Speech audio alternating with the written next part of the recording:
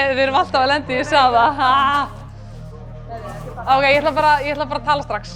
Ég heiti Bára Sif Guðlaugsdóttir og er að ljúka námi við íþróttafræði í Háskólanum í Reykjavík.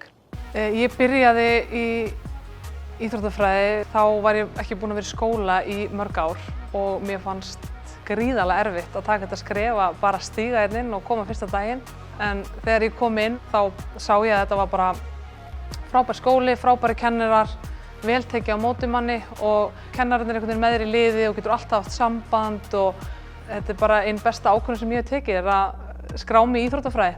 Það sem ég tek út úr náminu er að ég hef einhvern veginn alla tíð haft brennandi áhuga á íþróttum, horft á allar íþróttir, verið að þjálfa og mér hefur fundist bara allt vera mjög svona einfalt í hugsun þegar kemur á íþróttum. En svo þegar maður fer í námið þá veit maður ekki, þú veist, helminginn af því sem maður heldur maður viti. Þú veist, þannig að þetta gefur manni bara svona rosa djúpa innsýn inn í bara íþróttalífið sem ég hefði viljað vita fyrr, bara bæði sem leikmaður og bara sem móðir og þjálfari og annað.